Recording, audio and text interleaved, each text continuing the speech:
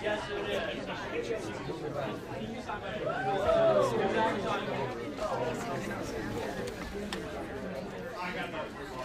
Oh, I know, that's hair's a mess, typical thing. Oh no, my hair's a mess.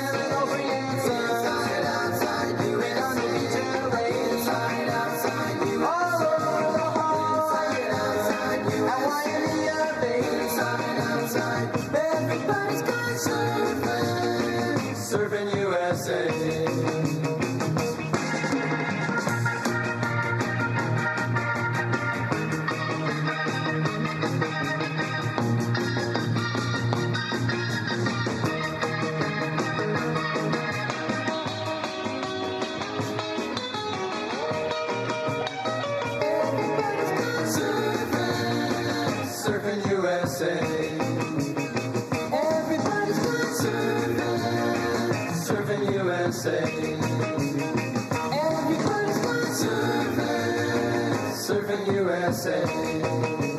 Yeah, everybody's going surfing, surfing USA. Yeah, everybody's going surfing, surfing USA.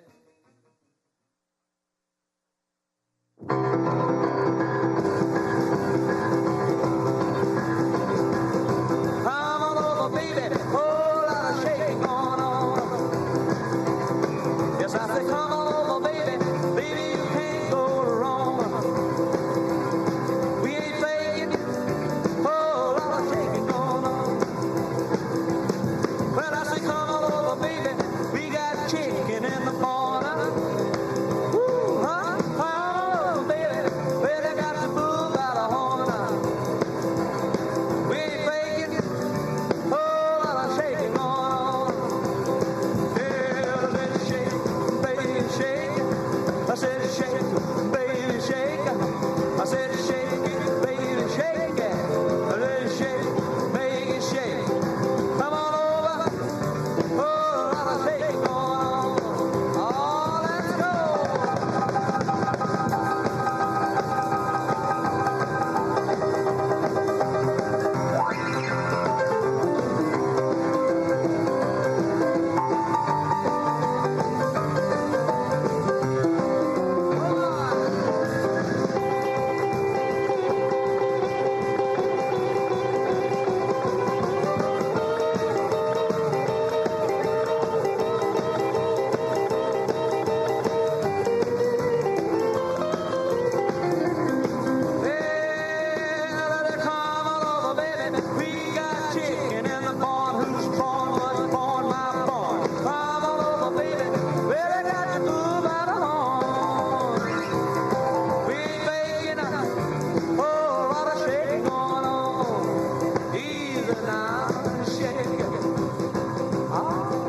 Shake it, baby.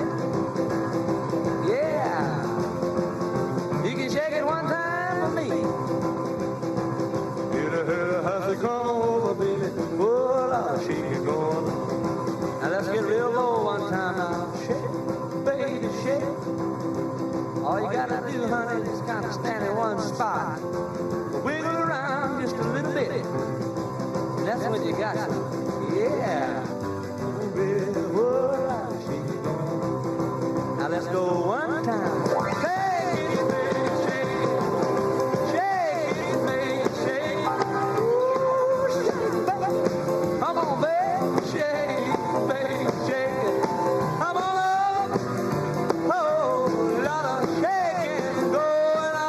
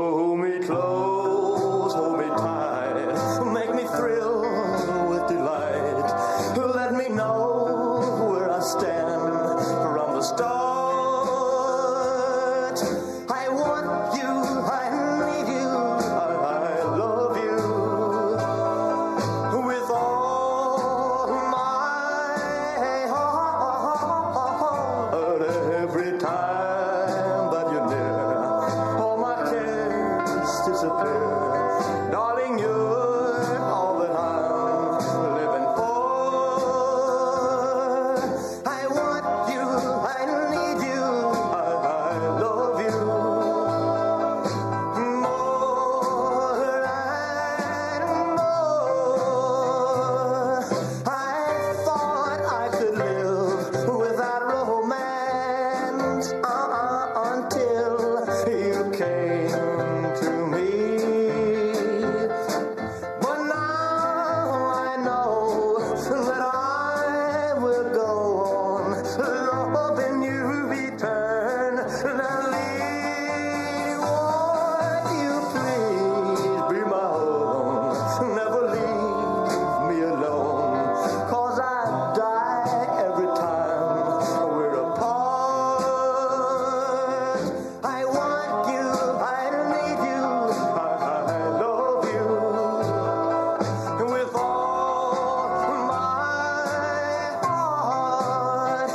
Well, I thought I could live without romance until you came to me. But now I know that I will go on loving you eternally.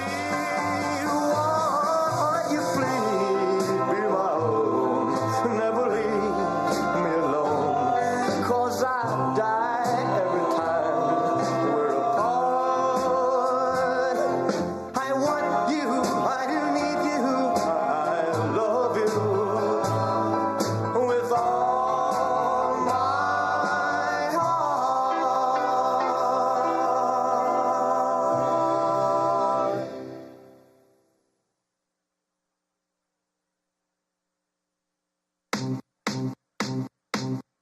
I remember when I lost my mind.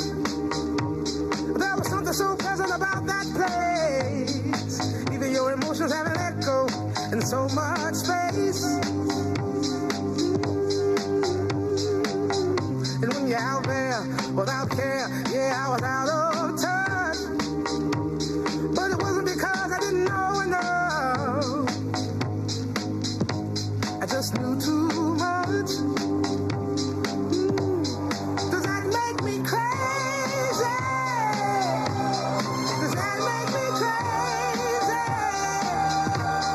Does that make me crazy? Possibly.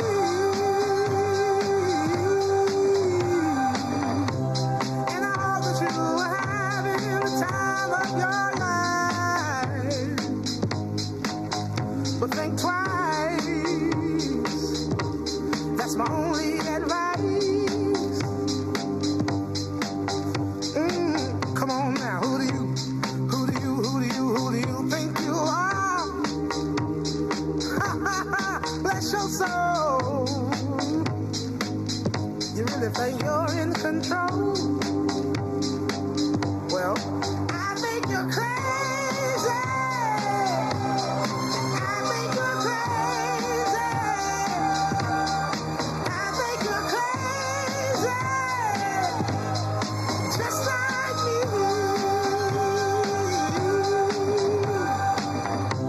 My heroes had the heart to live the life I want to live. And all I remember is thinking I want to be like them. Ever since I was little, it looked like fun. If it's no coincidence, I've come. And I can die when I'm done.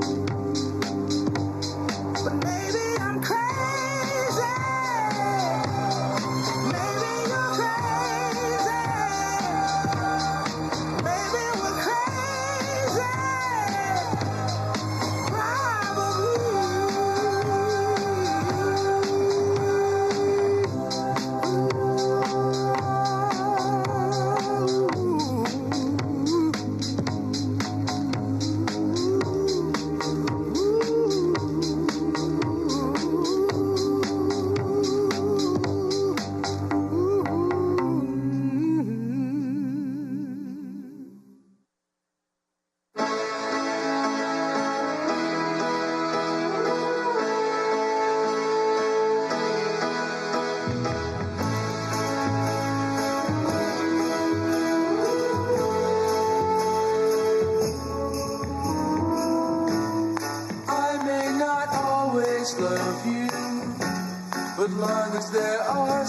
because I love you.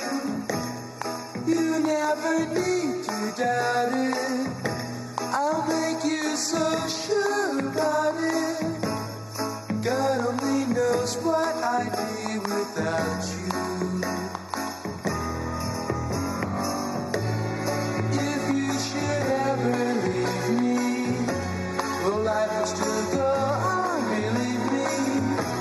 The world could show nothing to me. So what good would living do me? God only knows what I'd be without you.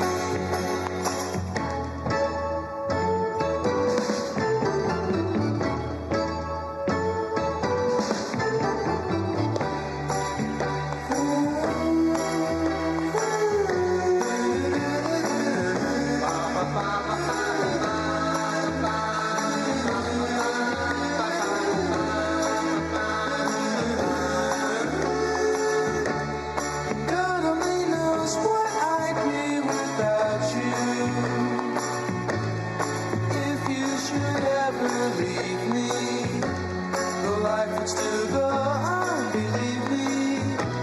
The world could show nothing to me. So what good would living do me? God only knows what I'd be without you. God only knows what I'd be without. God only knows what I'd be without. God only knows what I'd be without. God only knows what I'd be. God only knows what I'd be without. God only knows what I'd be. God only knows what I'd be without.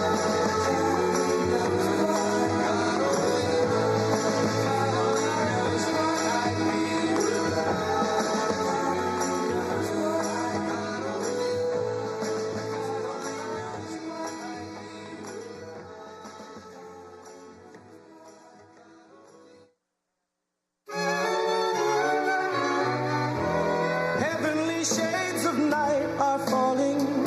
It's twilight time. Out of the mist, your voice is calling. 'Tis twilight time. When purple-colored curtains mark the end of day, I'll hear you, my dear, at twilight time. Deepening shadows gather splendor as day is done. Fingers of night will soon surrender the setting sun. I count the moments, darling, till you're here with me. Together at last at twilight time. Here in the afterglow of day, we keep our rendezvous beneath the blue. In the sweet and same old way, I fall in love again as I did then. Deep in the dark, your kiss will fill me like days of old, lighting the spark of love that fills me with dreams untold. Each day I pray for evening just to be with you. Together at last at twilight time.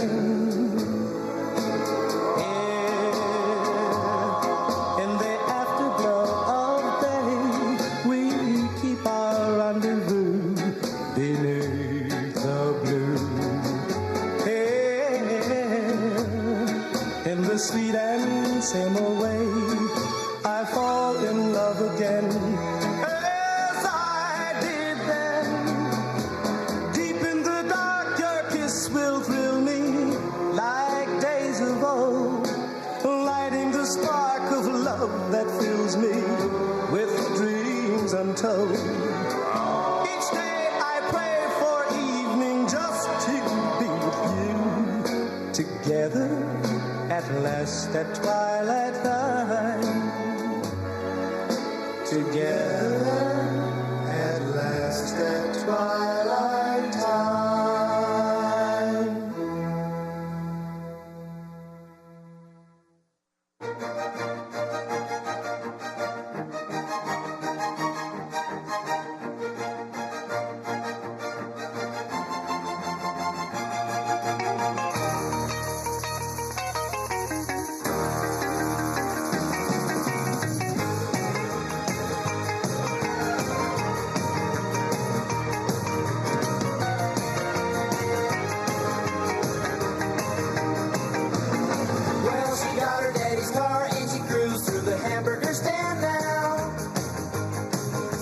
forgot all about the library like she told her old man now.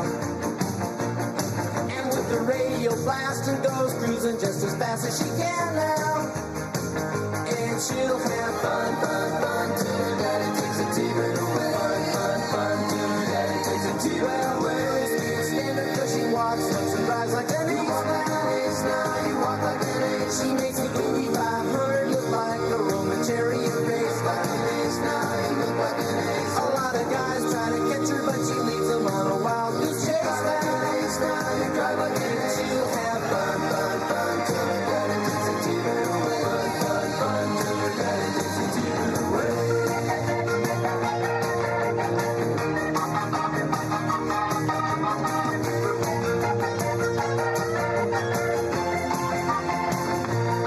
Well, you knew all along that your dad was getting wise to you now. Now you shouldn't have lied. And since he took your set of keys, you've been thinking that your fun is all through. You shouldn't have lied. Now you shouldn't have lied. But you can come along with me, 'cause we got a lot of things to do now. Now you shouldn't have lied. And we'll have fun, fun, fun. Now that daddy took the T-bird away. Fun, fun, fun. Now that daddy took the T-bird away. Fun, fun, fun. Now that daddy took the T-bird away. Fun, fun, fun. Now that daddy took the T-bird away.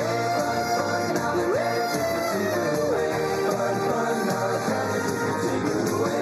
Fun, fun. Now that daddy took the T-bird away. Fun, fun. Now that daddy took the T-bird away. Fun, fun. Now that daddy took the T-bird away. Fun, fun. Now that daddy took the T-bird away. Round, round, get around, I get around, yeah, get around, round, round, I get around, I get around, round, round, I get around, get around, round, round, I get around, get around, round, round, I get around, get around, round, round, I get around. Getting bug driving up and down the same old strip. I gotta find a new place where the kids are hip. My buddies and me, you're getting real well known. Yeah, the bad guys know us and they leave us alone. I get around, round, round, I get around, get around, round, round, I get around, get around, round, round, I get around, get around, round, round, I get around, I get around, get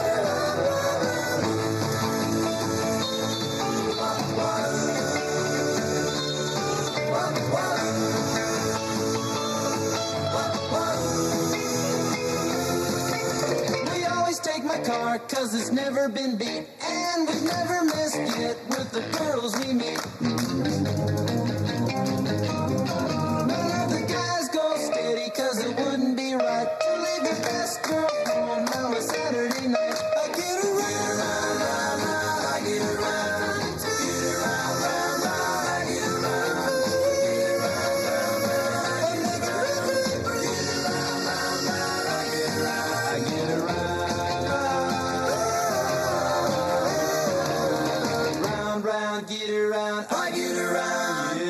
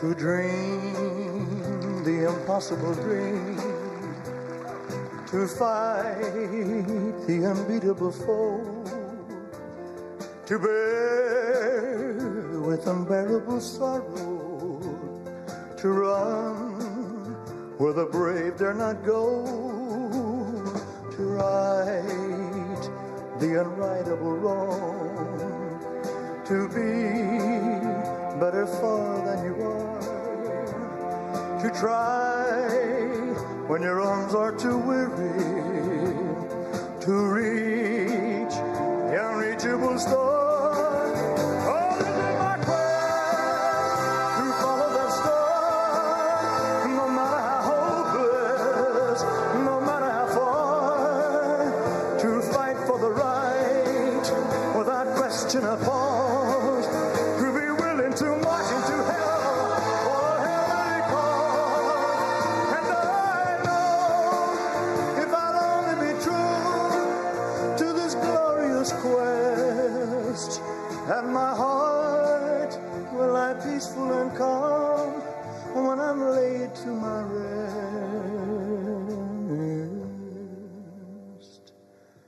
And the world will be better for this, that one man, scorned and covered with scars, still strove with his last ounce of courage to reach the unreachable star. And the world will be better for this, oh, that one man, scorned and covered with scars, he still strove with his last ounce of courage, oh, to reach the unreachable star.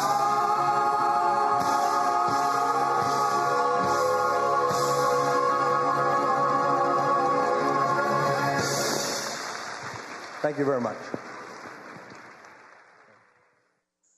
I've been selling my soul, working all day, overtime hours for bullshit pay, so I can sit out here and waste my life away, drag back home and drown my troubles away. It's a damn shame what the world's gotten to for people like me, people like you. Wish I could just wake up and it not be true, but it is.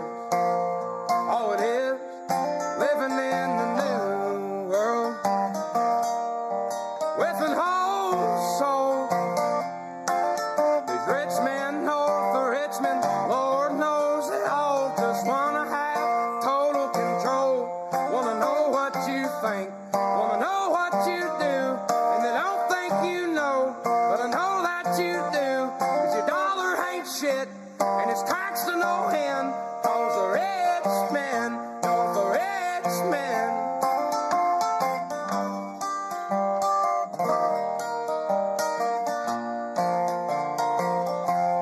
I wish politicians would look out for miners, and not just miners on an island somewhere. Lord, we got folks in the street, ain't got nothing to eat, and the obese milking welfare. Well, God, if you're 5'3" and you're 300 pounds, taxes ought not to pay for your bags of fudge rounds. Young men are putting themselves 6 feet in the ground, 'cause all this damn country does is keep on taking them down. Lord, it's a damn shame what the world's gotten to for people like me, people like you. Wish I could just wake up and it not be true, but it is. Oh, it is living in the new world with an whole soul.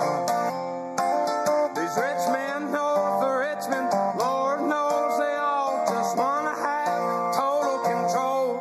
Wanna know what you think, wanna know what you do, and they don't think you know, but I know that you do. 'Cause your dollar ain't shit, and it's taxed to no end. 'Cause the rich men north of rich men.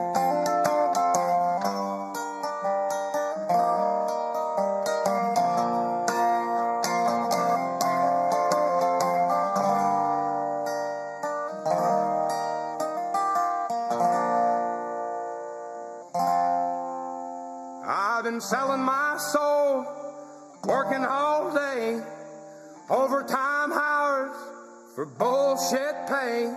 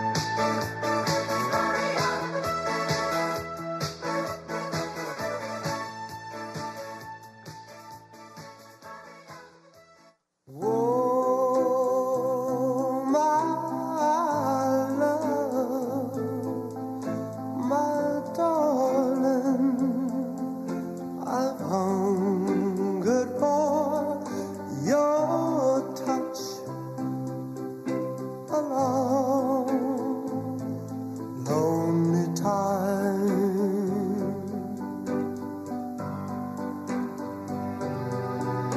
And time goes by so slowly, and time can do so much. All you still more.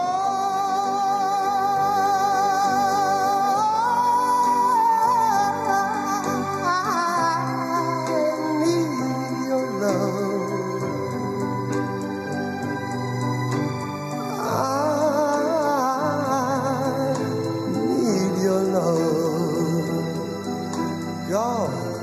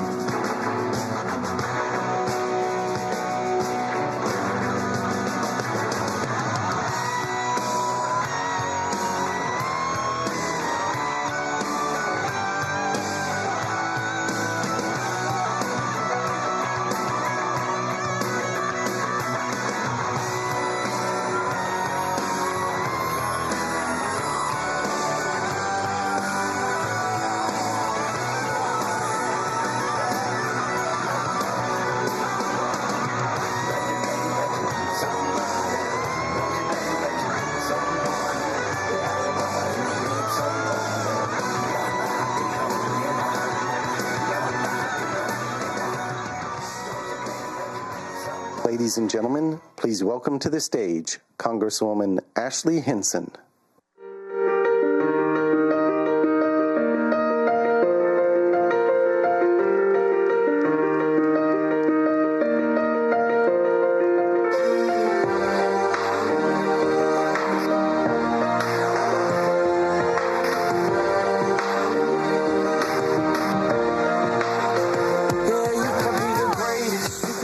Hello, fellow Iowans. How are we doing today?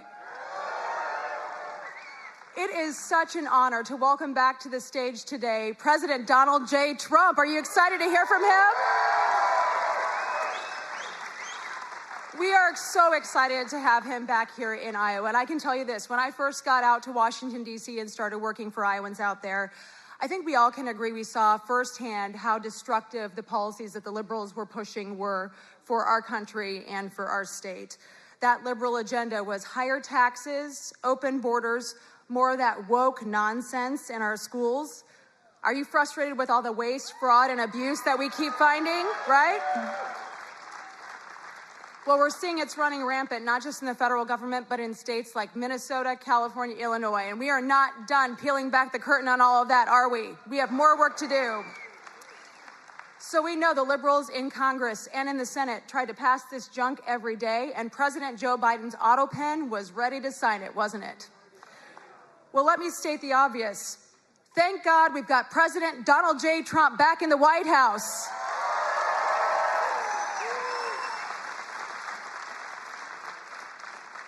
It's been an absolute honor to fight alongside of him, and our conservative majorities in Congress are delivering for you every single day. We are transforming that America First agenda into an America First future for our country. Are you with us? So it's been 1 year since President Trump took office, and boy, what a year it has been. We have continued to deliver historic tax relief for all of you. Do you want more of your own money back? Yeah, you do. No more taxes on tips, no tax on overtime, relief on Social Security, secure borders and safer communities. Do we like that? And finally, we know this president has the support of our America farmers. Iowa farmers sent President Trump to the White House, and he will have your back, won't he? We know that. Ladies and gentlemen, we are just getting started. The fight to restore our country and usher in a new era of opportunity has only just begun. We need to keep cutting taxes for workers. We need to eliminate the waste, fraud, and abuse we're seeing that does nothing but drive up costs for all the rest of us. We need to protect Social Security and Medicare. We need to lower health insurance premiums for everybody. We need to focus on prescription drug prices, get those down. And we need to make sure, again, we're standing up for Iowa's farmers and our agriculture community. So we have so much more to achieve to keep making America great again. And that is why I am running to be your next United States Senator. And I'm proud to have the endorsement of President Trump to get that done. Thank you. So with this president back in the Oval Office and strong conservative majorities behind him, we have a once-in-a-generation chance to finish the job we've started and rebuild a country that works for every single Iowan and every single American. It has been the honor of my life to serve Iowa, and I would be honored to earn your vote for the United States Senate. So thank you so much, and let's give it up for the president. He'll be out shortly. Thank you.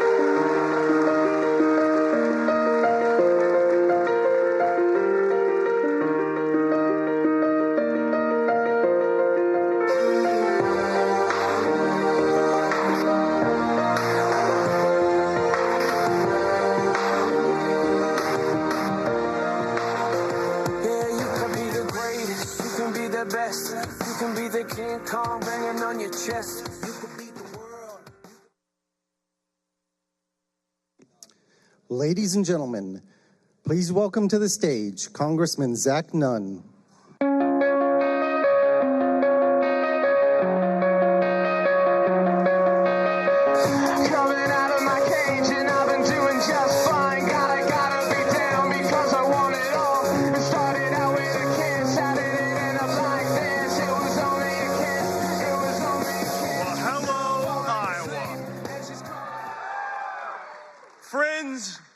are once again on the front line of helping to defend this great nation. And it's here in Iowa where President Trump came just 6 months ago to tell us what we had the opportunity to do as a great nation.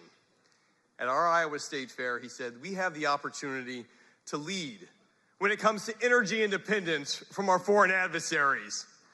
We have the opportunity to have the most secure nation in the world by securing our border. And we have the ability to trust in the American people that each one of you knows better what to do with your dollars than anybody out in Washington, D.C.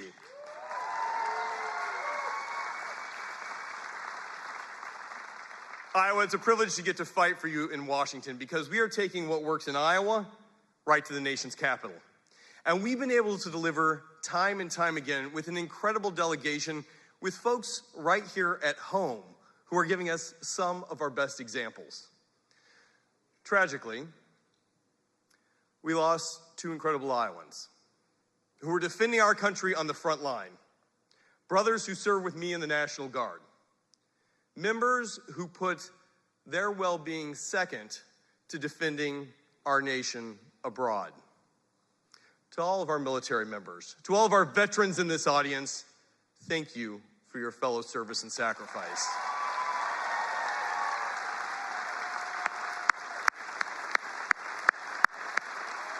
Thank you. Thank you. Thank you.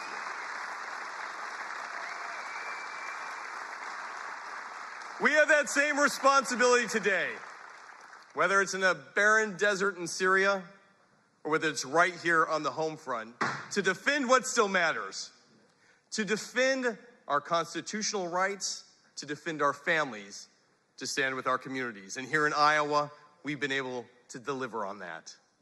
My friends, I'm privileged to get to fight with you today, to hold the things that we've worked so hard to deliver, the largest tax cut in American history,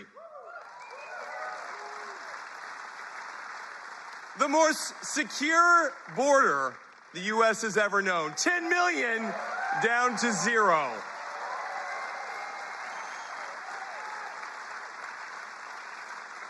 And right here in Iowa, we are helping lead the charge to be energy independent so that Russia or Iran or Venezuela doesn't get to dictate what happens in Iowa.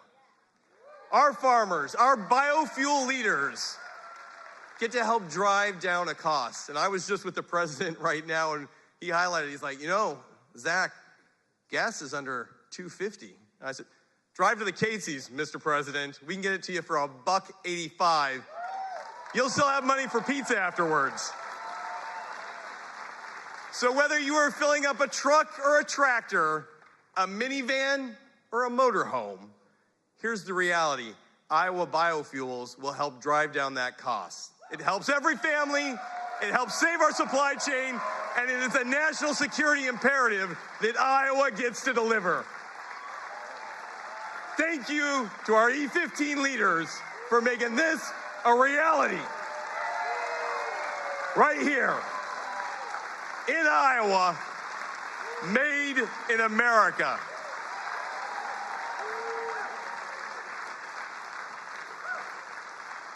Now, Iowa, you have a great delegation, and I am privileged that I get to serve in the most fairly drawn district in America. No Illinois gerrymandering here. And that is great for democracy because it means we work with all sides. And I'm proud to be one of the most bipartisan members of Congress, but what I'm really proud to be is somebody who delivers for Iowans because Iowans have given us the ability to take what we do best here and help lead the nation as a best practice, but also as a beacon of hope, because what we've been able to establish truly can be something that every American can look to and say, I'd like to be a little more like Iowa. So as we kick it off here, it is only fitting that the president, in his first year in office, leads the charge of what is great about America by coming right here and sharing it with us. Guys, we're gonna keep fighting rural housing, adoption. We're working with Melania. She's got a great film coming out this week. Make sure you check it out. I'm proud to be working with her on our adopted foster process, but most importantly, I'm thrilled to be taking what works here to Washington with your help. We've got to fight. I'm asking for your help. The 3rd district alone is one of the most competitive districts in the country, and if we don't have this, I'm going to tell you what's going to happen. We're going to lose our majority. And on day 1, Hakeem Jeffries, or maybe Nancy Pelosi again, we don't know, is going to call for President Donald Trump's impeachment. And on day 2, he's going to take all the great things we've done here and raise our taxes. And on day 3, 4, 5, 365 days, this country will be locked not in something that works to go forward as we've done over this last year, but in a constant battle.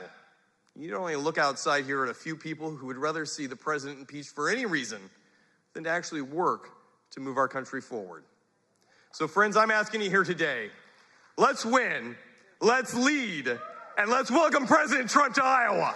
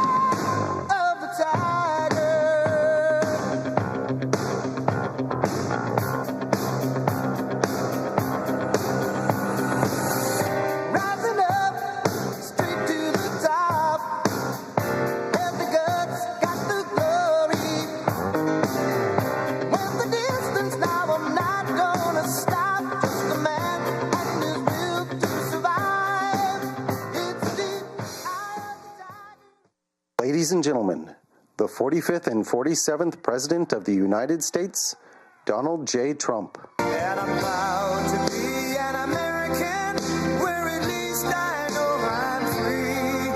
And I won't forget the men who died, who gave that right to me. And I gladly stand up next to you and defend her still today. 'Cause there ain't no doubt I love this land. God bless the USA.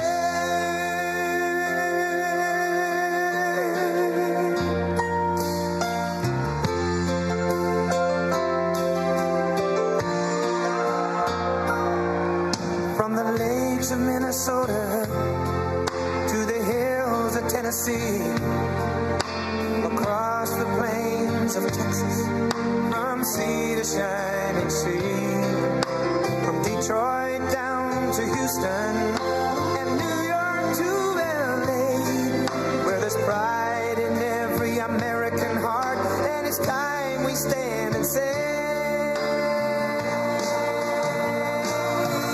that I'm proud to be an American, where at least I know I'm free, and I won't forget the men who died, who gave that right to me, and I gladly stand up next to you and defend her still today, 'cause there ain't no doubt I love this land. God bless the USA.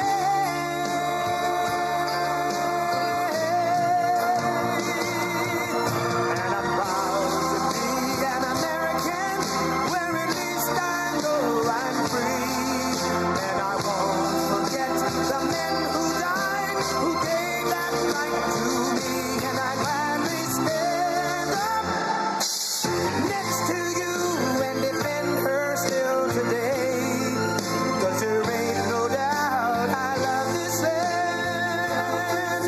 God bless the USA.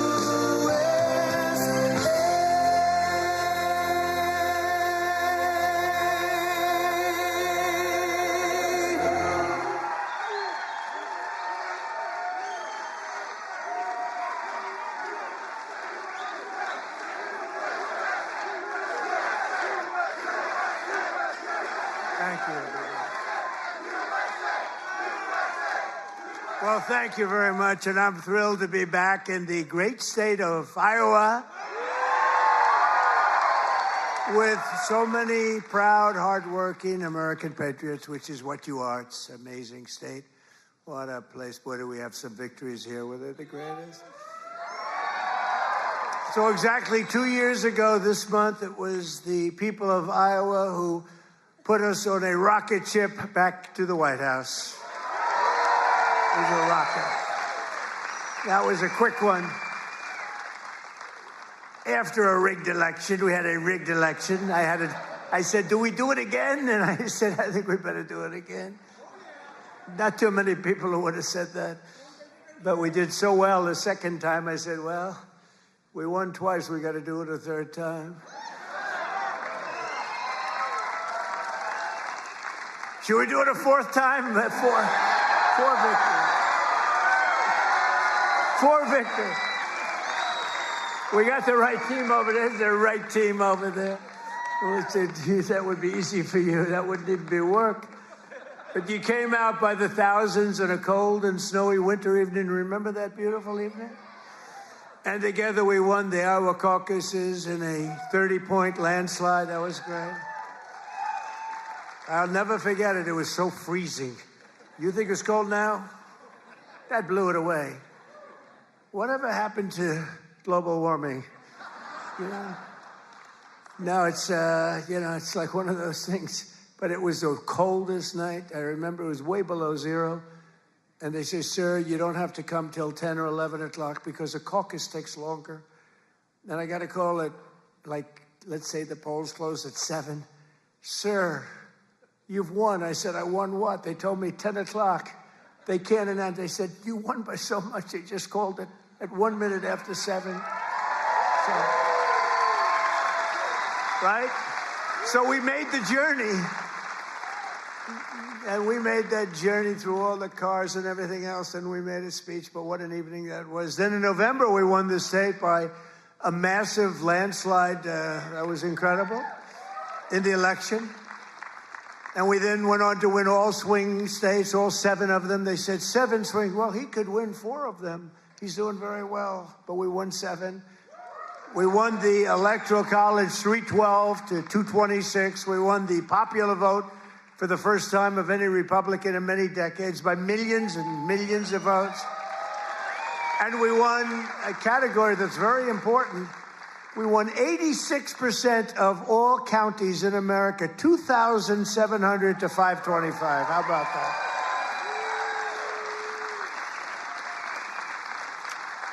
Other than that, we didn't do too well. So now we're back where it all started to celebrate the greatest first year of any administration in American history. They say that. Even the radical left is saying, holy man, we did a lot of things. 12 months ago, Joe Biden handed us a mess. We inherited the legacy of record high inflation, the highest inflation in the history of our country. They say the fake news, ooh, that's a lot of fake news. No, the fake news said it's 48 years. I remember recently I said the highest inflation, the worst, I believe this, by the way, worst in the history of our country. They said it wasn't the worst. It was 48 years. I said, that's okay, too. Somehow that sounds even worse than when you say the history, right? 48 years. I accepted that, but I think it was in the history. A mass invasion of our border in our country was being laughed at all over the world. We were being laughed at. We were a joke. Yeah, we're not a joke anymore.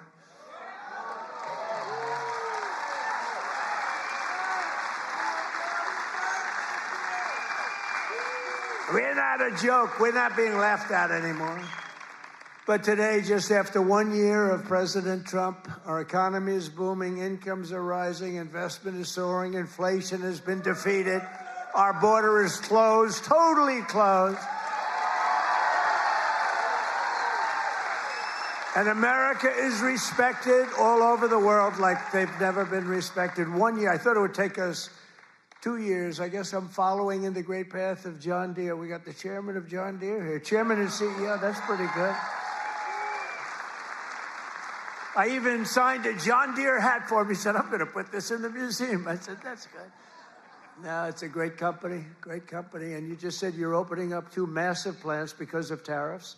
You're opening up one in North Carolina, one someplace else. And you're expanding all over the place. You're doing a great job. I bought a lot of John Deere stuff. I bought a lot of John Deere. It's a great company. It's an honor to have you. Thank you very much. This has been the most dramatic 1 year turnaround of any country in history in terms of the speed. I really thought it would take us 2 or 3 years to do what we're doing. You know, we're the number 1 country anywhere in history in the world, anywhere in history for investment coming into the country. And it's amazing. And it's because of tariffs. And it's also because of the fact that we had such a tremendous November 5th. That November 5th brought spirit back to our country, came back. You know, one thing I think which is so important is, if you remember, 1.5 years ago, we couldn't get people to enlist in the military, any of them. Army, Navy, Air Force, Marines, any of them. The Coast Guard, Space Force. I love Space Force, right? We couldn't get them, and even police departments, they couldn't get anybody with a uniform that represented the country. We couldn't get them. And today, we have the single greatest recruitment numbers in the history of our military. The police forces are loaded. Law enforcement is loaded up. And everybody wants to be a policeman, a fireman. They want to be in the military, any branch. I mean, we literally, they couldn't get them. 1.5 years ago, nobody wanted to be in the military. Now everybody wants to be in the military. It's an amazing thing that's happened, an amazing turnaround. And all because we have a president who does something very simple, puts America first, right? Right?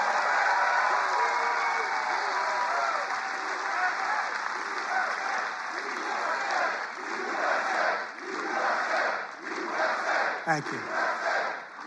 So under my leadership, economic growth is exploding to numbers unheard of. They've never had them before in recent times, and now, and we're just getting started. You know, the great, big, beautiful bill, which is no tax on tips, no tax on overtime, no tax on Social Security for our seniors. Do we have any seniors in here?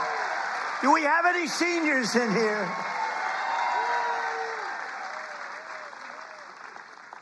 One of the fake news said, he did that because he doesn't want to pay tax on his Social Security. That's what I never thought of. These are sick people. But despite the fact that we've just really started, it's just kicking in because we inherited such a horrible situation with all of the high prices and the inflation and everything else. And by the way, the open borders, we had millions and everything you see today wouldn't happen. They opened the borders, but we had a 5.4% And since the election, the stock market has set 52 all-time highs, adding $9 trillion in value to your savings, retirement accounts, and 401ks. So 401k people, I mean, of which you got a lot of people. Does anybody have a 401k in the audience? A lot of people. So you're setting records, right? The highest it's ever been. They say this, the good stock market, they say, well, this stock market, they can't get, they just try so hard. This stock market doesn't affect the middle class. I say it does. What about a 401k? What about all the other things? What about the fact that they're making more salary than they've ever made? But the stock market's the highest. How is John Deere stock doing, Greg? All-time high? It's all-time. Everyone, I don't have to even ask the question. I mean, I made a lot of people rich. Me, I just keep working. I made a lot of people rich. I made a lot of people rich that I don't even like. I got a lot of people that I don't like at all, and I've doubled their net worth. But after 4 years in which Biden got less than $1 trillion in new investment, think of it. He took in substantially less in 4 years than $1 trillion. We secured commitments for a record-breaking plus $18 trillion. So in 1 year, we did over $18 trillion, and he did less than $1 trillion. Just over 1 year ago, under Sleepy Joe Biden and the radical left lunatics, we were a dead country. We were a dead country. I'll tell you, 1 year ago, a little more than 1 year ago, we were a dead country. The king of Saudi Arabia told me that. You've heard me say it. He said it better than anybody else. He said, I can't believe it. A few months ago, he said, a year ago, you were a dead country. Now you're the hottest country anywhere in the world. He said, I can't believe it. And today I'm pleased to announce one more historic investment. The great American company that we just talked about is doing so much. I have to give it really. I buy so much equipment from so many of the people in the, we have a lot of very successful companies in here, but I know it's a very special deal because John Deere is doing $70 million in factory in North Carolina. It's brand new, the best in the world. And I think it's going to pay off very, very big. And if it doesn't, I have nothing to do with it. But if it does, I'm going to take full credit. But what it is an excavator factory, as I understand it, and it's going to be the only excavator factory. In other words, excavators. We all know I love those excavators. Believe it or not, I know a lot about them. We don't make them here. This is going to be the only excavator entirely made in the United States of America.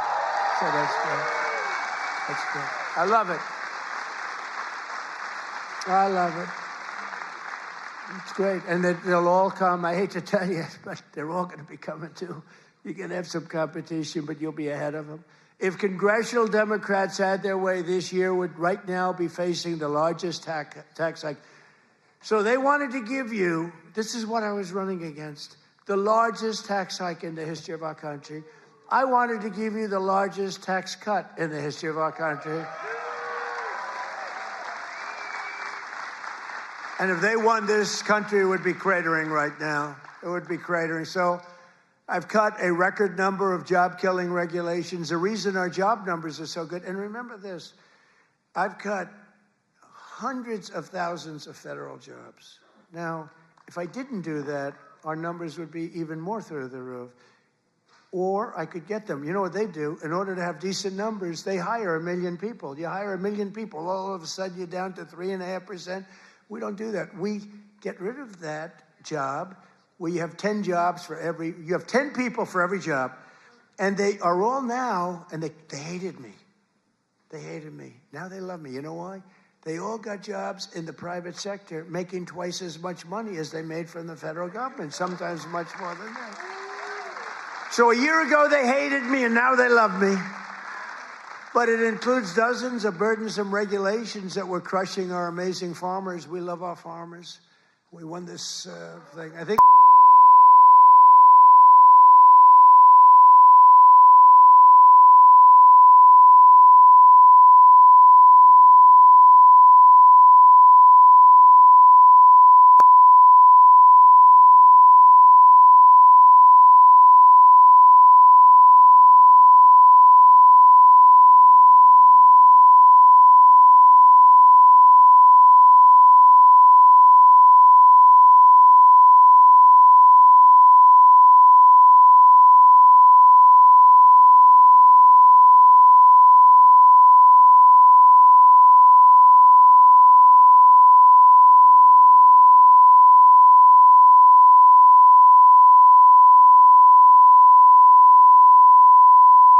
and you put a new fighter in. I said, that's not fair, but that's what happened to me. The stuff that happened to me can only happen to me. But I repealed the Biden's EPA ridiculous water restrictions to keep federal bureaucrats off your land and out of your business. That was a big one. That was a big one. I terminated the so-called diesel exhaust fluid requirement. You know what that is? Saving family farmers more than $1 billion a year. And we're going to do a lot more. We're going to do something on tractors. You know, they never took we did it with cars. We took all that nonsense off the cars. You couldn't start your car. You'd have to go to MIT to get somebody to fix your car with all the crap they had on it in order to save a quarter of a glass of this much little tiny bit of gas. These people are crazy. And I'm going to do that, I think, for tractors, too, because we're going to get the tractors back where you don't have to be a PhD in order to start your tractor, in order to keep the environment clean. So much nonsense. I think it makes the environment dirty, actually. And very importantly, on day one, I kept my promise to the people of Iowa and abolished the insane electric vehicle mandate, which would have obligated you to go out and buy an electric car, but it would have obliterated a thing called ethanol. Do you like ethanol? Is it big? A lot of people are asking me about ethanol. I don't know. Do you want me to do something with ethanol? Maybe. After years of the United States getting ripped off by other countries on trade, I'm standing up for the workers and the farmers of our country like no other president has ever. No other president's done this. I mean, no other president has done this. I could have had an ACC presidency. I'd probably have this little piece of ear back, you know? Could have it, and I wouldn't have to listen to lunatics like this up there. I wouldn't have to listen. Isn't that nice?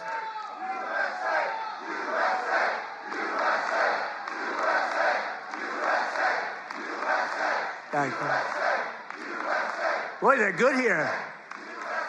Do we love our law enforcement? They work very quickly.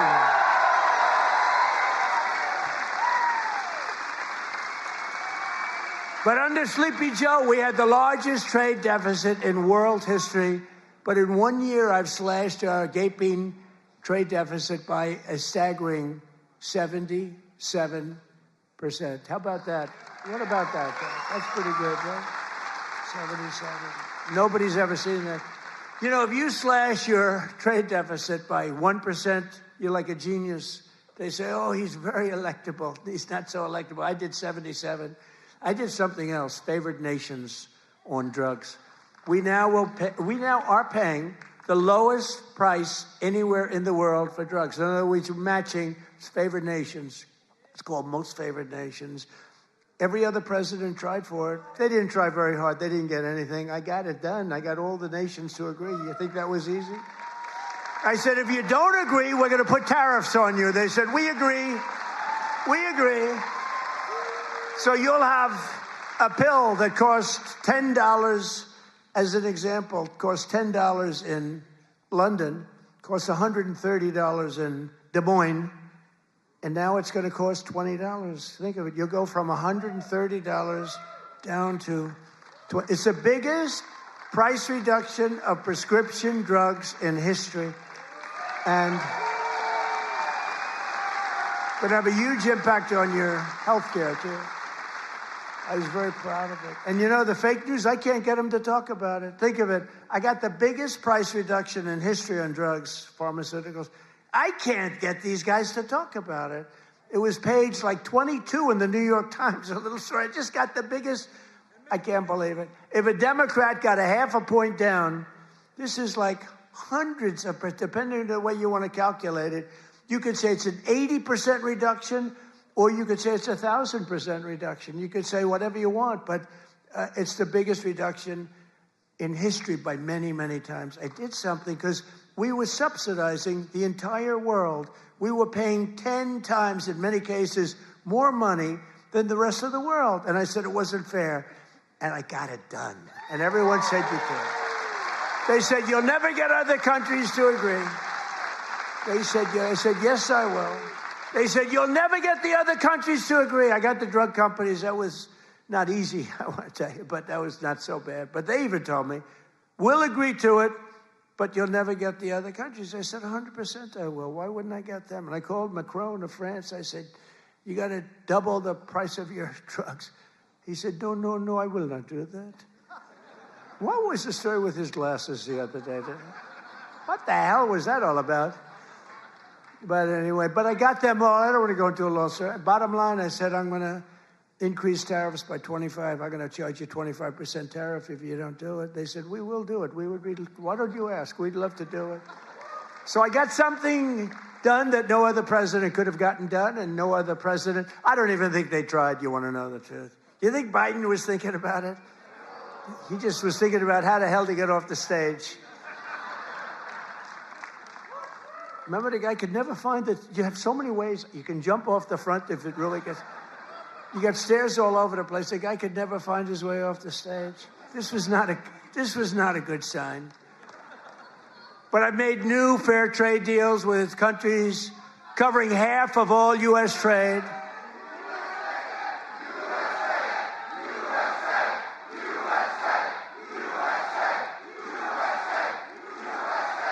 You do know they're paid agitators, right?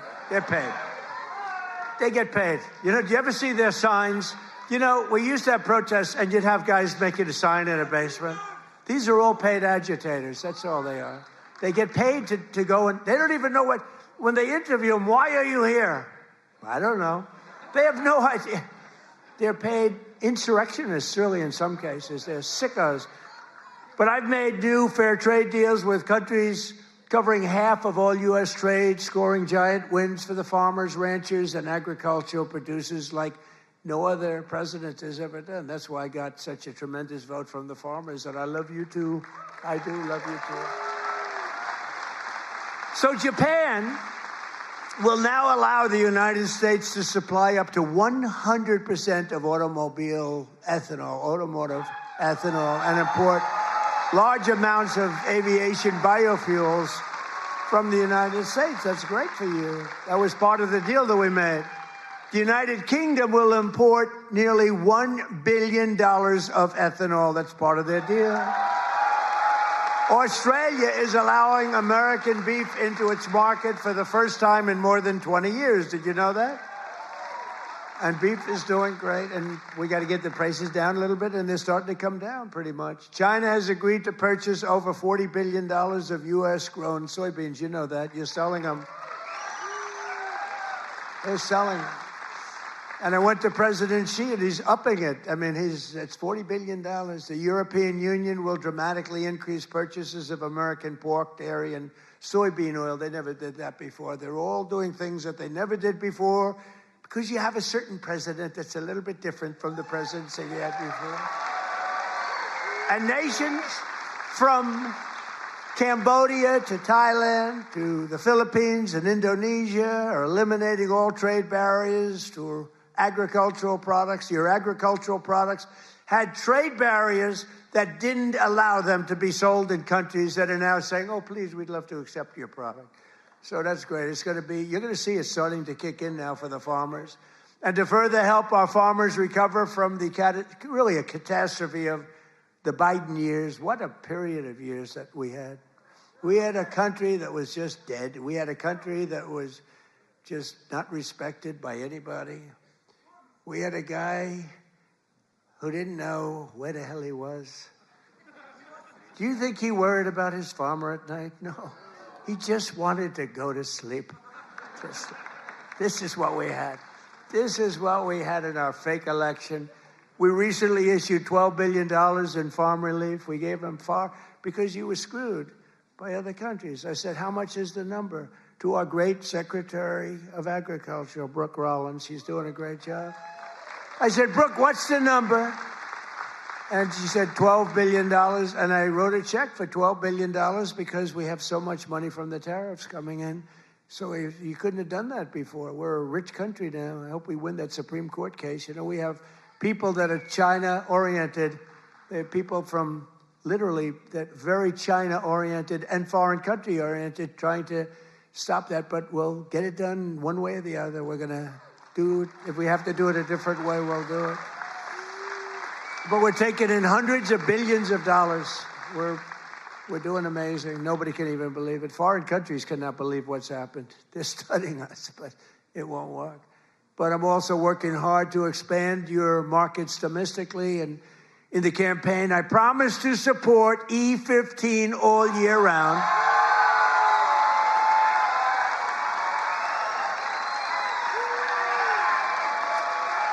Yes? Yes? Should I do it, Kaufman? Should I do it?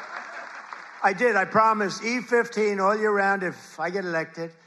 And I want to let you know, and we'll start right now. I was going to put out a statement a week ago. I said, hold it. I'm coming to Iowa to make a speech. I'm not going to put out a truth. I want to be there in person to tell them, the people of Iowa, to know that I am trusting Speaker Mike Johnson, who's great, and Leader John Thune, who's great. That's House and Senate. To find a deal that works, we've got it. For farmers, consumers, and refiners, including small and mid-sized refiners. In other words, to get E15 approved, and they're working on it. They're very close to getting it done. So I just wanted to let you know that.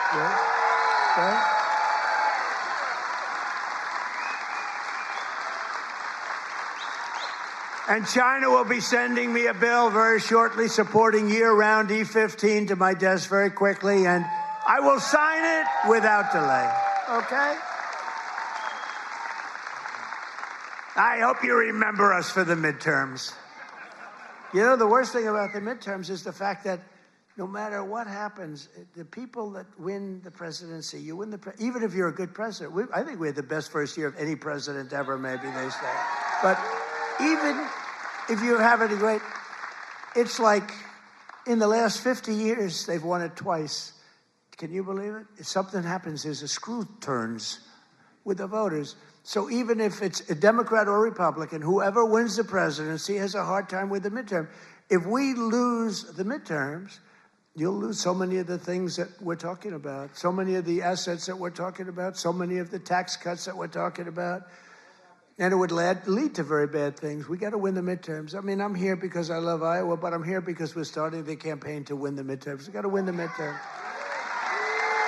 That means Senate, and it means House. Got to win them. It's crazy. You know, you think it would be like a 50-50 deal or something. It's like, for some reason, and this is Democrat too. Democrat wins the presidency. For some reason, they lose the midterms. Now, maybe they don't campaign as hard because they've I don't know, but I campaign hard. We got to win the midterms. So remember that you got to get out and you got to vote. The midterms are very important. We're gonna really work hard on winning the midterms. We have great candidates. Again, Senate and House. We have great candidates. We got to win them. And we have candidates that rule with common sense, not this craziness. You know, we're not going to be supporting transgender for all, men and women's sports, open borders. Open borders. The worst is open borders because, you know, I take care of things and, you know, inflation I had to beat very quickly and all, but this open border thing, you know, it's a lot of work. Taking criminals that they allowed into our country where the jails are opened up. Remember the jails, the prisons all over, from all over the world, they're opened up. The Congo, all over South America, Venezuela, they opened up their jails. We got to get them out. I mean, it's really, really, we can never forget what that group of morons did to this country. We can never forget. And we've got to win the midterms. That's why we've got to win the midterms. As we bring trillions of dollars pouring into our country from overseas, we're also making America affordable again, a problem caused totally by the crooked Joe Biden administration. I mean, you know, I inherited this problem. They say, prices are too high. I just took over. They said, I'll never forget, I come here, I'm in 3 days, I have a news conference 3 days into my administration. What about the price of eggs? They've gone up like 5 times more.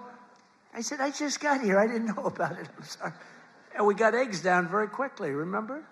But I was standing there. I'm so happy. I just won. I thought the press was going to be so nice. And some lunatic right there, actually. What about the price of eggs? Eggs have gone up. I said, oh, tell me, give me a little, because I don't know. I just got here. I'm sorry. But I fixed it. Now I fixed it pretty much all, but it's going to go down even further. No, but they caused the problem. And then they came up, it's a word that they came up with, affordability. Every time you hear the word, remember, they're the ones that caused the problem. And first time you heard about it was like a few months ago. This election's all about affordability. Well, they're the ones that caused the problem. But nobody knows that. People forget. So they say, oh, affordability, let's vote for the Democrats. It's no, affordability. They caused a tremendous price increases. It was caused by the worst inflation we've ever had. And they come up with this word, affordability. And I saw it although you're not hearing it so much anymore. You know why? Because the prices are coming down so much. They don't want it to be an election based on lower prices. But we're bringing down the lower, I like that term better. It's the lower prices. We're bringing them down. But we inherited the highest prices in the history of our country, and we've rapidly brought them down. And that's what we want to do.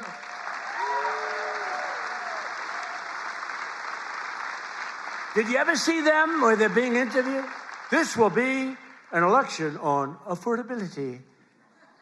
And I say that, but they never talk about it after. That's all they say. They just say affordability, but they never do anything, Mr. Chairman, right? They never say, they don't talk about what do they mean. So everyone says, look, you people are doing a lot of things. You're not into politics that much, although you like it. You like Trump, but you're not into politics. But you're not going to go back and examine. All you know is, therefore, I guess that means they did a good job. They almost destroyed our country.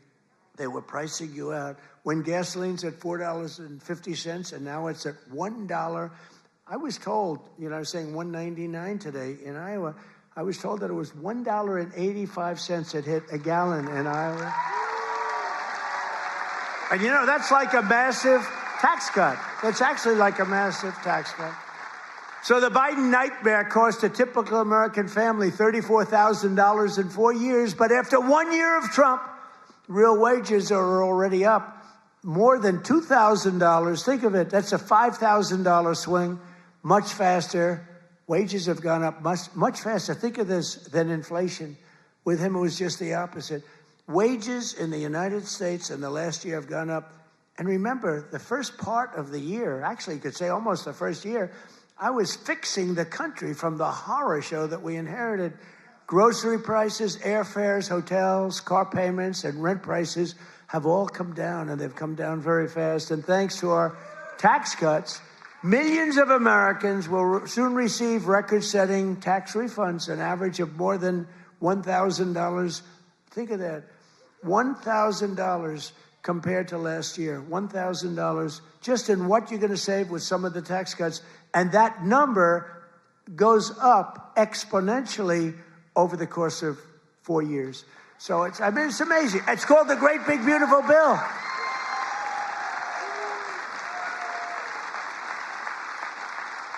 One other thing that you get that's I thought was so great.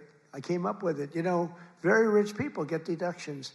Middle-income people don't get deductions. They never had to. I said, why is it that when a rich person buys something, they get a deduction on interest, but when somebody that's working like hell, they don't get it if they want to buy a car? And I said, why can't somebody buying a car in America, only if it's made in America, if it's made in some other country, we have no interest? So I got it approved in the Great Big Beautiful Bill. You get a full tax deduction against your income tax. You get a full tax deduction.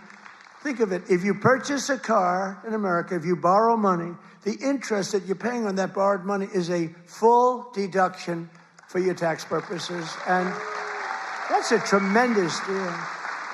And you know what? It's also great for the car companies, because the car companies are going to be making a lot more cars that they couldn't believe it. And I got it passed. So just remember me as you take those deductions, please.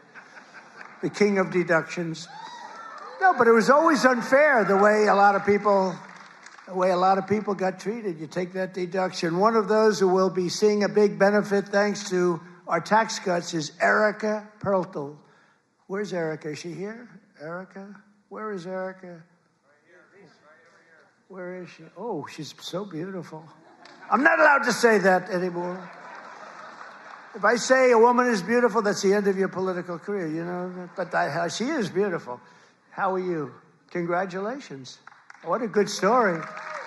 She's the general manager at Whiskey River Bar in Ankeny, Iowa, which, as you know, I visited strongly a couple of times in the campaign. And Erica's been able to hire many new employees, and they're each going to be taking home thousands and thousands of dollars extra because of the no tax on tips. And she's got a lot more people wanting to work for her, too, because of that no tax on tips. That's just one of many. How's that working out, Erica? Good? You want to come up and say a few words? Come on up, Erica. You want to come on up? And while she's coming up, also with us is Judy Waldron from Davenport. Judy works part-time as a bartender, and her husband, Chris, is an electrician who works hours on overtime each week. Their family is going to save thousands of dollars on no tax on overtime and no tax on tips, which they'll use to prepare for retirement. And I want to thank you, Judy. Where's Judy? Come here. Where's Judy? Come on up, Judy. Get up here. Come on up. They're totally unprepared for this, but what the hell, right? Say a few words. Thank you. Thank you. Thank you. Thank you, President Trump. No tax on tips is huge for everyone in the service industry. Thank you very much. Thank you very much. Congratulations. Thank you.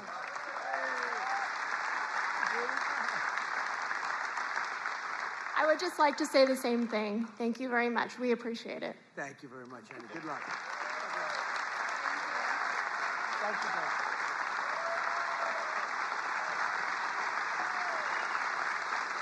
I refuse to say they're beautiful. I refuse. But they're beautiful. Do all people look like that in Iowa? I don't think so. Thank you both. Congratulations, too. Great. That's great. We're not supposed to come up, but I looked at both of them and I said, get up here. We're also pleased to be joined by Governor Kim Reynolds. Kim, thank you. Thank you. Thank you, Kim. Great. A man who's become a real star, Treasury Secretary Scott Bessent. Scott. He's become a star. He's done a real job. He knows his business. And he's a big cutter. He cuts a lot of things. Small business administrator, another real star, Kelly Loeffler. Kelly. Thank you, Kelly. Thanks, Kelly. Great person. Those are great people. Also with us are Representatives Ashley Hinson. These are people running for office. We have to vote them. Randy Feenstra, Marionette Miller Meeks, and Zack Nunn. I want to thank you. Thank you. Thank you. And I want to tell you that they're all great and they're all running and they should be in good shape, but you got to get out and vote. Got to get out and vote. Iowa Attorney General Brenna Bird. Where's Brenna? Hi, Brenna.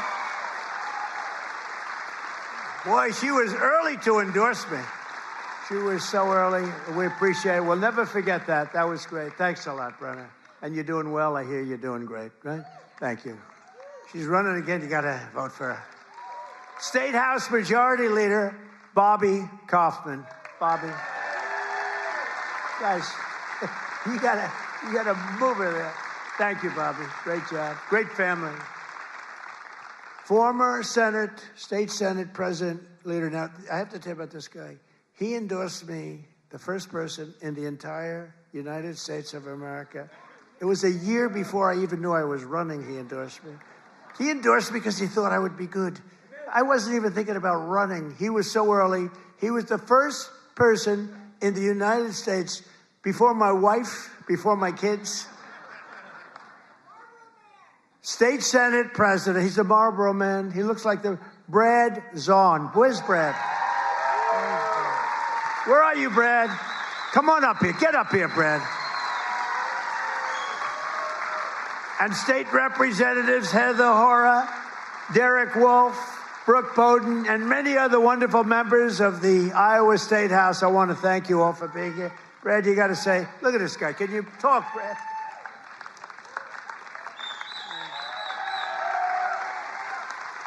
Well, it's an honor to be here. And you know, my wife is a Fox News junkie, and she loves Laura Ingraham. And I tell her, I said, enjoy every second because you are the GOAT. Promises made, promises kept. Thank you. Great job. He's the Marlboro man, right? He can do that, do whatever he wants. He was so early. I said, who the hell is that guy in Iowa that keeps endorsing me? Thank you, Brad. We won't forget. The Trump administration has done more in 12 months than most administrations achieve in 4 years or 8 years, and we've done a lot. I've recently introduced my plan to repair the damage of the Unaffordable Care Act, the worst disaster, which now costs many families more than a mortgage. If you look, a number came out, it's a bigger cost than a mortgage, and it's bad health care. Obamacare was created to make insurance companies rich with government subsidies. I want all that money that gets paid to the insurance companies to get paid directly to the people. That's all I want. So that you can buy better health care at a lower cost. The problem is the Democrats don't want to do that because they are owned by the insurance companies. So they say, oh, we don't want to do that. I want the money to be paid to the people to go out and buy their own health care. You'll buy much better health care. You have a lot of money left over. And I'm also making it a lot easier to buy a thing called a house, the American dream. Last week, I signed an executive order to ban Wall Street and large institutional investors from buying up all the single-family homes in America. Because we don't want America to become a nation of renters, and that's what they force happen. I mean, you have these companies, they own 5,000 houses, 20,000. One has hundreds of thousands of houses. We don't want that. We want people to be able to buy houses. At the same time, I want to keep the value of the house very high of those people who already own a house. We're not forgetting about them because they don't necessarily match those two things. You know, we get the prices down. Well, what does that do? Very important to me, more important to me, is, you know, people have become rich by owning their home. We're going to keep them nice and rich. Is that okay? You know, nobody... I'll bet you've never heard that before, right? But people own a home, and for the first time, their home, it's a certain, we're not going to bring that price down. I want to say, let them be rich. But we're strengthening Fannie Mae and Freddie Mac that you've heard about, and in the last 12 months, those institutions have supported over 22,000 Iowa families in purchasing or refinancing and saved over 3,000 Iowa families from losing their homes. We've come out and really helped a lot of people keep your home. And despite a bad Fed chairman, a guy that has no, we call him too late. He's too late. Jerome Too Late Powell, he's too late. He wasn't too late before the Democrats on the election, then he was too early. But he wants to keep rates as high as possible. Despite that, we've driven rates down. You know, when you're really good, you can get them down despite everything, because ultimately it just sort of follows nature. Mortgage interest rates are now at the lowest level in 3 years, and new mortgage applications are up 30%. By the way, well, we have a great Fed chairman. I think we're going to have one. I'll announce it pretty soon. You'll see rates come down a lot. And refinancings are up 100% compared to the end of the Biden term. Up 100%. We're also working tirelessly to bring back a thing called law and order. You know, there was a time...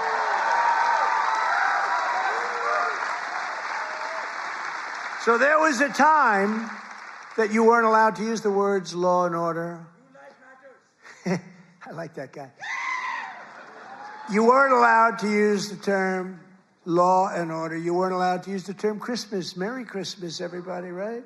Remember that 2016? I ran on, we're going to bring back Christmas. We did. Now they're afraid to suggest it, but we brought that back. But law and order, we need law and order. And we have the lowest crime rate now in the history of our country. That's good, but we'll do even better. And as everyone is aware, we've totally and completely closed the southern border with little fanfare, but tremendous success. Where the southern border is closed, nobody's coming in.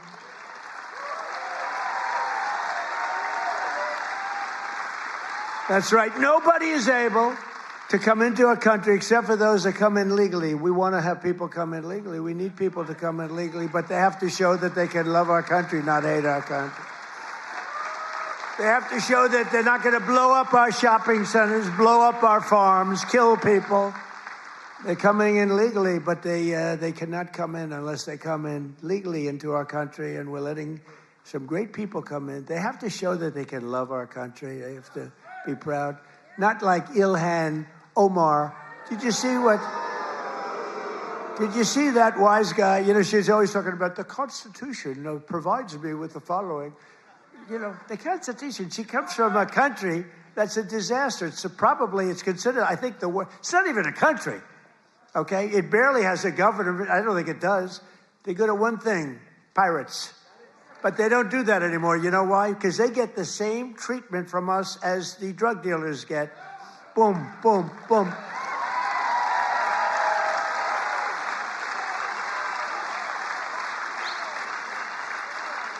I don't care what ship they're attacking. When they attack, when we see them going in, ping, that's the end of that.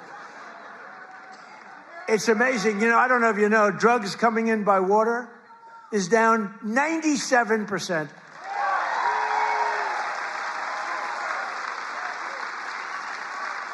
And we're trying to find out who the other 3% is, because we consider them the bravest people in the world. Who the hell are the 3%? But it's down 97%, and now we're taking them down on the land. The land is much easier than the sea. You had to do the sea first, but the sea is done. We haven't exactly helped the luxury fishing business, I would say. Would you like to go fishing? No, thank you. Let's go deep sea fishing today. Let's go on a little boat deep sea fishing. Sorry about that. But it's down 97%. We've done a job. I'll tell you, we've made our country respected again. The greatest military. We have the greatest military in the world. You know, I rebuilt our military in our first term, and we have the greatest military in the world. So you read much about Minnesota, where, unbeknownst to the public, we have brought down crime very substantially in Minnesota. We've taken out thousands of hard criminals, hardened, vicious, horrible criminals. You don't read about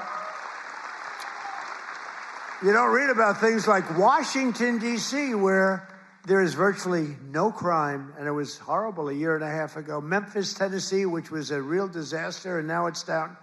Crime has dropped by 78% in the last 2 months. New Orleans, Louisiana, I was asked by the governor of Louisiana to help them with New Orleans. It was a disaster, and crime is down 54% in about 3 weeks. You don't read about that. And we've done all of this by taking thousands of criminals out of these states. We took over 2,000 people out of Washington, D.C. These were criminals. You know, if you remember, about 2% of the population, it's a very simple business. 2% of the population causes 90% of the crime. So when you start decimating that 2%, boom, that's why we have to, it's an amazing number when you think. It's just crime over and over and over. 2% creates 90% of the crime. Isn't that amazing? It's not that complicated, is it? In 1 year, we've achieved the largest drop in the murder rate in the history of our country. Drug overdose deaths are down by 21%, the largest drop ever recorded. We got to do better than that. And I've designated the drug cartels as foreign terrorist organizations. Big deal. And despite the strong efforts of the fake news media, we are starting to see the historic success reflected in tremendous polls. We have great polls.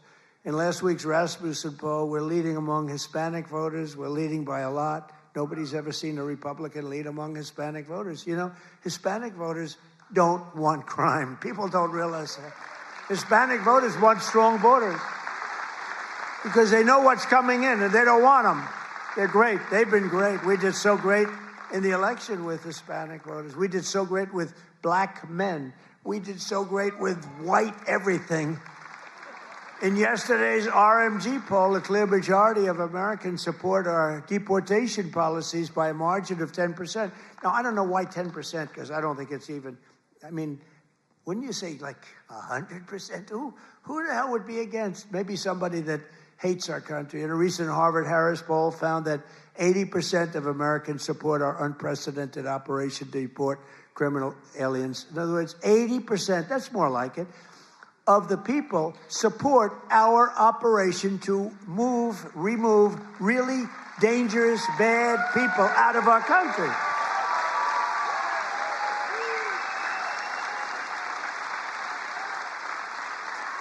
And in a Reuters poll that just came out, Republicans are leading on the economy by a lot and leading on immigration by a lot. And the crime, they're leading by a real lot, by almost 20 points. And in Real Clear Politics average net approval, the Republican Party is more than 10 points more popular than Democrats. And I don't even understand that. How can you, 10 points is considered a lot. But to me, I mean, how is it 10 points when we've done all these things? They've done only destroying our country. They would destroy. I'm telling you, if Kamala won, or any of them, I think Gavin Newsom is worse because, I mean, he's destroyed California. If they win, that group, that ideology wins, you will be Venezuela on steroids. And I've said it for years. And you know what? They will destroy our country. The country would have been destroyed already. We're fully rebuilding the U.S. military with more than $1 trillion we're spending on the military. And in June, we obliterated Iran's nuclear capacity in Operation Midnight Hammer. You saw that. People have been waiting for 22 years to do that, and we were right at the end. They were about a month away from having a nuclear weapon. We had to do it. And by the way, there's another beautiful armada floating beautifully toward Iran right now. So we'll see. I hope they make a deal. I hope they make a deal. They should have made a deal the first time they'd have a country. And just weeks ago, at a spectacular operation in Venezuela, we brought the outlaw dictator Nicolas Maduro to face American justice.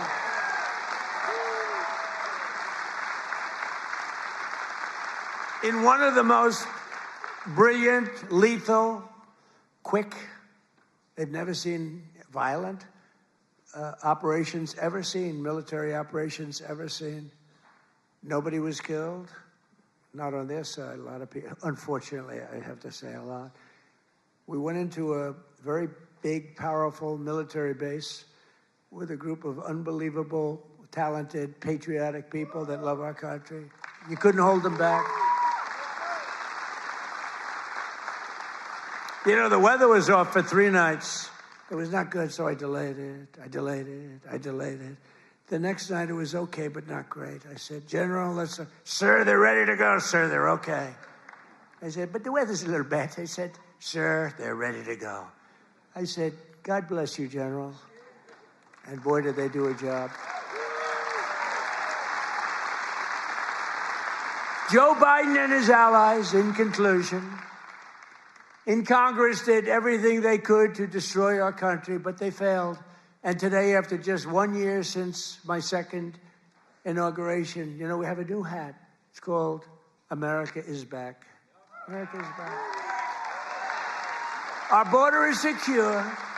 Our spirit is restored. Inflation is stopped. Incomes are up. Prices are down. Our economy is roaring. Our workers are thriving. And our country is winning again, winning like never before. We've never had a period of time like this. You've never had a period of time.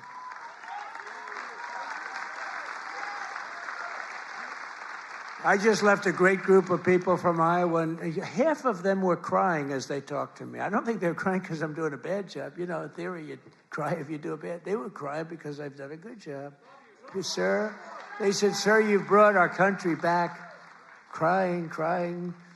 One woman was fantastic. She grabbed me and she put her head right there, and her tears are pouring all over my beautiful suit. I figured I'd get it.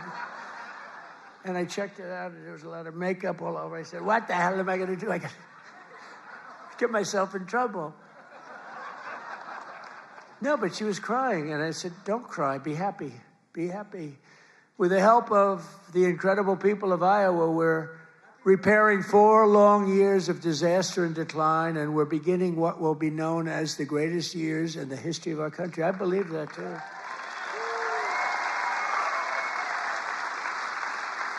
We are entering a period that will be called the golden age of America. That's what's happening. So together with all of you, and you were with me from the beginning, all 3 times we won by a lot. I don't know if you remember, but before I got involved, this was really a Democrat state. You know that. I don't want to bring it up. And then I came along, and it wasn't a Democrat very long, and our great chairman did such a good job. Boy, oh boy, oh boy, you could do anything. I've offered him, come to Washington, take any position. But he likes it. He just doesn't want to leave. I think you just want to stay in Iowa. I don't blame you. But you are fantastic. But we've won all 3 times by a lot. But this used, until we came along, this used to be a Democrat state, and then we turned it. Barack Hussein Obama, have you heard of him? He won both times, didn't he win both? He won twice, you know. Barack Hussein Obama, wonderful president, really brought people together, didn't he? But Barack Obama won twice, you know, and so everyone said, well, Iowa, you know, they had this down as not winnable, and we won in a landslide. 3 times we won in a landslide. So. Together with all of you, the citizens from all across this incredible, beautiful land, we will make America powerful again. Oh, we've done it. We will make America wealthy again. We will make America healthy again. That's happening. We will make America strong again. We will make America proud again. We will make America safe again. And most importantly, we will make America great again. Thank you, Iowa. Thank you. Thank you.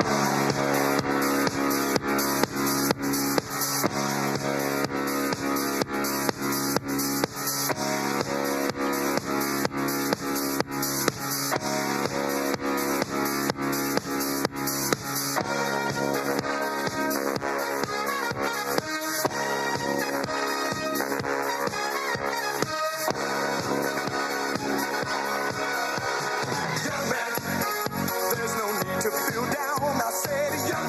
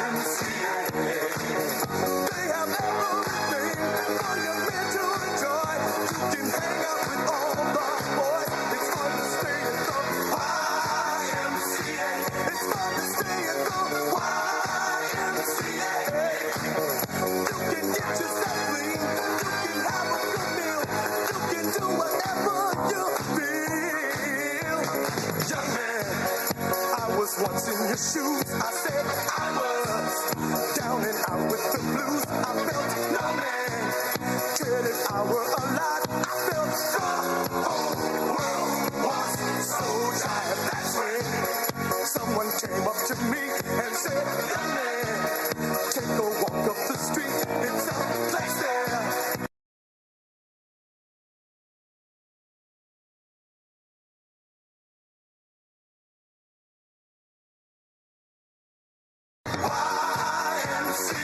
It's fun to stay at home.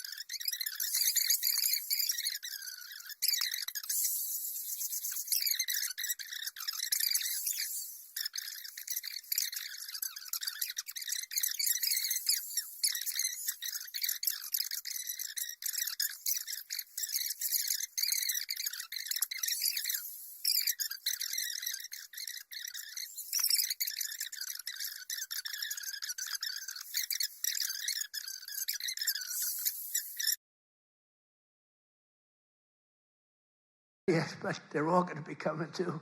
You're going to have some competition, but you'll be ahead of them. If congressional Democrats had their way this year, would right now be facing the largest tax hike. So they wanted to give you, this is what I was running against, the largest tax hike in the history of our country. I wanted to give you the largest tax cut in the history of our country. And if they won, this country would be cratering right now. It would be cratering. So I've cut a record number of job-killing regulations. The reason our job numbers are so good, and remember this, I've cut hundreds of thousands of federal jobs. Now, if I didn't do that, our numbers would be even more through the roof. Or I could get them. You know what they do? In order to have decent numbers, they hire 1 million people. You hire 1 million people, all of a sudden you're down to 3.5%. We don't do that. We get rid of that job where you have 10 jobs for every, you have 10 people for every job. And they are all now, and they hated me. They hated me. Now they love me. You know why? They all got jobs in the private sector making twice as much money as they made from the federal government, sometimes much more than that. So a year ago, they hated me, and now they love me. But it includes dozens of burdensome regulations that were crushing our amazing farmers. We love our farmers. We won this thing. I think I'm at 97% with farmers. Well, who the hell is voting for Kamala? You know, it was a crazy election because we were doing great against Biden. Our hope, nobody even knew who the hell Kamala was. All I knew is she was the border czar. We had millions of people pouring through, and she was the border czar. So I like that. But I will tell you, the amazing, we didn't know much about her. And, you know, when you're running a campaign, you're focused on the person you're running against. So we're running against Sleepy Joe Biden. Crooked, I call him Crooked Joe, Sleepy Joe. They're both accurate. And we're running against him. All of a sudden, he's way down in the polls, down by a lot. And all of a sudden, they take him out and they put a new... This is like, I told Dana White the other night, it's like taking a fighter, putting him in, he's getting the hell beat out of him, you take him out, and you put a new fighter in. I said, that's not fair, but that's what happened to me. The stuff that happened to me can only happen to me. But I repeal the Biden's EPA ridiculous water restrictions to keep federal bureaucrats off your land and out of your business. That was a big one. That was a big one. I terminated the so-called diesel exhaust fluid requirement. You know what that is? Saving family farmers more than $1 billion a year. And we're going to do a lot more. We're going to do something on tractors. You know, they never took we did it with cars. We took all that nonsense off the cars. You couldn't start your car. You'd have to go to MIT to get somebody to fix your car with all the crap they had on it in order to save a quarter of a glass of this much little tiny bit of gas. These people are crazy. And I'm going to do that, I think, for tractors, too, because we're going to get the tractors back where you don't have to be a PhD in order to start your tractor, in order to keep the environment clean. So much nonsense. I think it makes the environment dirty, actually. And very importantly, on day one, I kept my promise to the people of Iowa and abolished the insane electric vehicle mandate, which would have obligated you to go out and buy an electric car, but it would have obliterated a thing called ethanol. Do you like ethanol? Is it big? A lot of people are asking me about ethanol. I don't know. Do you want me to do something with ethanol? Maybe. After years of the United States getting ripped off by other countries on trade, I'm standing up for the workers and the farmers of our country like no other president has done this. I mean, no other president has done this. I could have had an ACC presidency. I'd probably have this little piece of ear back, you know? Could have it, and I wouldn't have to listen to lunatics like this up there. I wouldn't have to listen. Isn't that nice?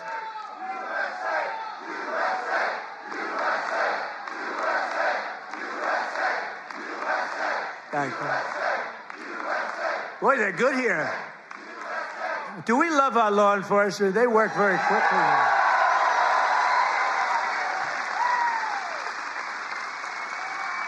But under Sleepy Joe, we had the largest trade deficit in world history. But in 1 year, I've slashed our gaping trade deficit by a staggering 77%. How about that? What about that? That's pretty good, right? 77. Nobody's ever seen that. You know, if you slash your trade deficit by 1%, you're like a genius. They say, oh, he's very electable. He's not so electable. I did 77. I did something else, favored nations on drugs. We now are paying the lowest price anywhere in the world for drugs. In other words, we're matching favored nations. It's called most favored nations. Every other president tried for it. They didn't try very hard. They didn't get anything. I got it done. I got all the nations to agree. You think that was easy? I said, if you don't agree, we're going to put tariffs on you. They said, we agree. We agree.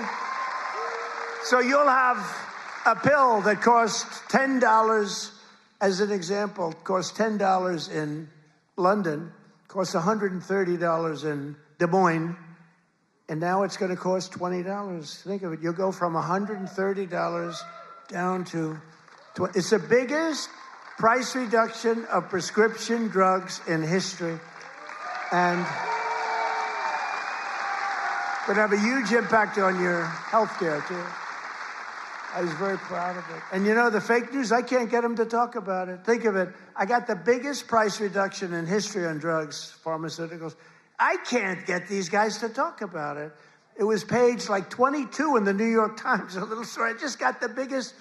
I can't believe it. If a Democrat got a half a point down, this is like hundreds of, depending on the way you want to calculate it, you could say it's an 80% reduction, or you could say it's 1,000% reduction. You could say whatever you want, but it's the biggest reduction in history by many, many times. I did something because we were subsidizing the entire world. We were paying 10 times, in many cases, more money than the rest of the world. And I said it wasn't fair. And I got it done. And everyone said you could. They said, you'll never get other countries to agree. They said, I said, yes, I will. They said, you'll never get the other countries to agree. I got the drug companies. That was Not easy, I want to tell you, but that was not so bad. But they even told me, we'll agree to it, but you'll never get the other countries. I said, 100% I will. Why wouldn't I get them? And I called Macron of France. I said, you got to double the price of your drugs. He said, no, I will not do that. What was the story with his glasses the other day? What the hell was that all about? But anyway, I got them all. I don't want to go into a long story. Bottom line, I said, I'm going to increase tariffs by 25. I'm going to charge you 25% tariff if you don't do it. They said, we will do it. Why don't you ask? We'd love to do it. So I got something done that no other president could have gotten done, and no other president. I don't even think they tried. You want to know the truth? You think Biden was thinking about it? He just was thinking about how the hell to get off the stage. Remember, the guy could never find that you have so many ways. You can jump off the front if it really gets... You got stairs all over the place. The guy could never find his way off the stage. This was not a good sign. But I made new fair trade deals with countries covering half of all U.S. trade.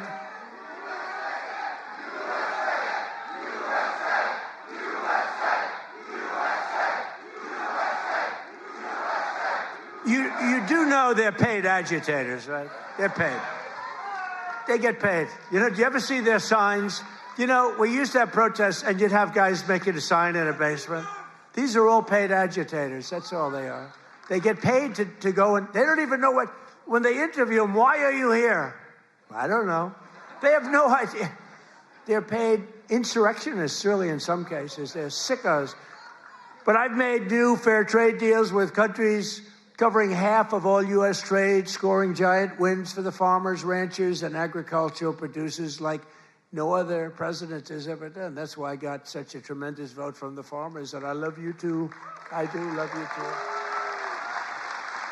So Japan will now allow the United States to supply up to 100% of automotive ethanol, and import large amounts of aviation biofuels from the United States. That's great for you. That was part of the deal that we made. The United Kingdom will import nearly $1 billion of ethanol. That's part of their deal. Australia is allowing American beef into its market for the first time in more than 20 years. Did you know that? And beef is doing great, and we got to get the prices down a little bit, and they're starting to come down pretty much. China has agreed to purchase over $40 billion of U.S.-grown soybeans. You know that. You're selling them. They're selling them. And I went to President Xi, and he's upping it. I mean, it's $40 billion. The European Union will dramatically increase purchases of American pork, dairy, and soybean oil. They never did that before. They're all doing things that they never did before, because you have a certain president that's a little bit different from the presidents that you had before. And nations from Cambodia to Thailand to the Philippines and Indonesia are eliminating all trade barriers to agricultural products. Your agricultural products had trade barriers